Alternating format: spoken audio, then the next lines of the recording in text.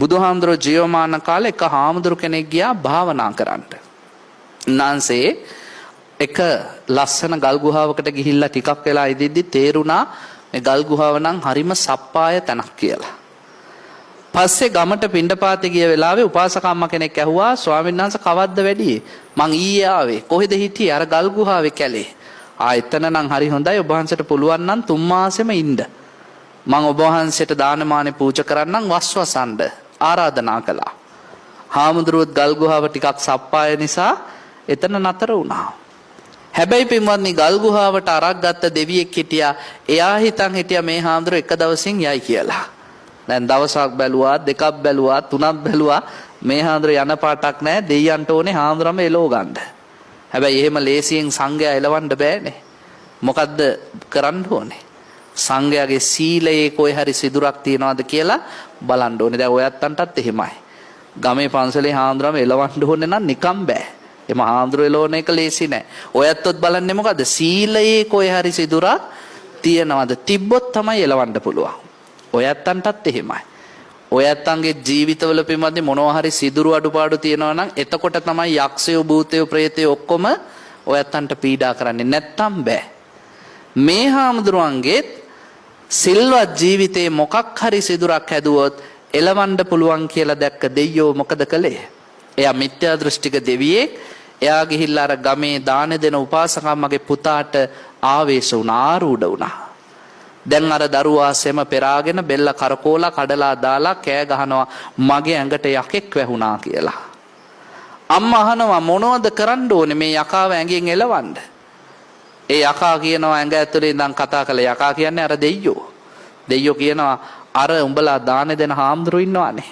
ඒ හාමුදුරන්ගෙන් ගිහිල්ලා දඬුවැල් බෑමියක් ඉල්ලගෙන ඒකෙන් පැණි හදලා ඒ පැණි වලින් තෙල ඒ තෙල ඔලුවට දාලා ඉසකුඩුච්චියක් දැම්මොත් නැස්ස කරොත් මං යන්නම්. ඒ පාර මේ අම්මා කියනවා අනේ අප්පේ මට බෑ. එහෙනම් ඔබේ ළමයා මැරෙයි. මැරුණත් ඉතින් කරන්න බෑ. හාමුදුරුවන්ට බේත් කරනවා කියන එක එපා කියලානේ තියෙන්නේ බුදුහාමුදුරුවෝ. ඒ නිසා මට නම් ඒක කරන්න බෑ කිව්වා. එහෙනම් ඒ හාමුදුරන්ගෙන් පෙරුම් කායන් කුඩු ටිකක් ඉල්ලගෙන ළමයාගේ නහයට දාලා හාමුදුරන්ට කියලා නැස්ස කරෝපා. ඒකත් බෑ කිව්වා. එහෙනම් පුතා මැරෙයි කිව්වා. මැරුණත් මට කරන්න බෑ. හාමුදුරුවරුන්ට බුදුහාමුදුරුවෝ කියලා තියෙන්නේ වෙදකම් කරන්න එපා කියලා. ඒ නිසා මට නම් බෑ. තුන්වෙනි එක එහෙනම් කිව්වා ඔය හාමුදුරුවෝ ආපු වෙලාවට කකුල් දෙක හොදලා ඒ වතුර ටිකක් ළමයාගේ ඔළුවට දාපන්. ඒක නම් කරන්න පුළුවන් කිව්වා. මොකද ඒක හාමුදුරුවෝ කරන එකක් නෙමෙයිනේ. දායකයෝ හාමුදුරන්ගේ පය හොදලා ඒ වතුර ටිකක් ඔළුවට දාන්න ඒක නම් පුළුවන් කිව්වා.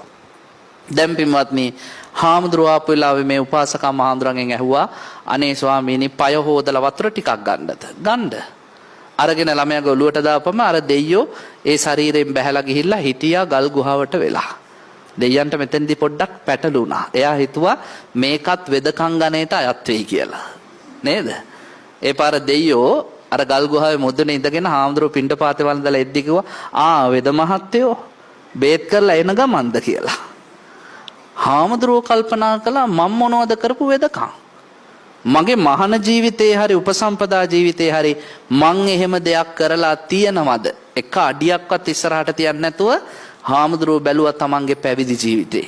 පින්වතුනි මේ ස්වාමින් වහන්සේට තිස්සයි හාමුදුරන්ගේ නම තිස්ස හාමුදුරුවන්ට තමන්ගේ උපසම්පදා සීලය ආවර්ජනය කරද්දී පුදුම සතුටක් ආවා මුළු ඇඟටම. ඇයි කවදාවත් මම බුදුහාමුදුරන්ගේ වචනෙට පිටින් මගේ මහානකම විනාශ කරගෙන නැහැ. පුදුම සතුටක්. ඒ සතුටත් එක්ක මේ සිතේ ඇති වුණා චිත්ත ඒකාග්‍රතාවය. නේද? පීති සුඛ ඒකාග්‍රතාව. එතකොට ප්‍රීතියත් එක්කම ප්‍රීතිය මැඩගෙන හිතේ ආව ඒකාග්‍රතාවය. මේ හාමුදුරුවෝ වහා හිත සමාධිමත් කළා. සමාධිය වැඩිගෙන එද්දි විදර්ශනාවට හිත යොමු කළා. අර හිටගෙන හිටපු තැනදිම සියලු කෙලෙසුන් නසා රහත් භාවයට පත් වුණා. රහත් වෙච්ච තිස්ස හාමුදුරුවෝ අසුරක් ගහලා කිව්වා වහාම පිටවයන්. දෙයියන්ව දැම්මා ගල් ගුහාවෙන් එළියට දීලා කිව්වා මේ වගේ තැන්වල මිත්‍යා දෘෂ්ටික දෙවියන්ට ඉඩ නැහැ කියලා. පේනව නේද? භික්ෂුවට කැප අකැපදී ගිහියොත් අඳුරගෙන ඉන්න ඕනේ. නැත්තම් මොකද වෙන්නේ? අනේ මගේ ළමයා බේර ගන්න හාමුදුරුවනේ අපිට පෙරොන්කායන් කුඩු ටිකක් දෙන්න අනුකම්පා කරන්න කියපු ගම හාමුදුරුවොත් සීමාව දන්නේ නැත්තම් ගිහියත් සීමාව දන්නේ නැත්තම් දෙපැත්තම අමාරුවේ වැටෙනවද නැද්ද? අමාරුවේ වැටෙනවා මයි.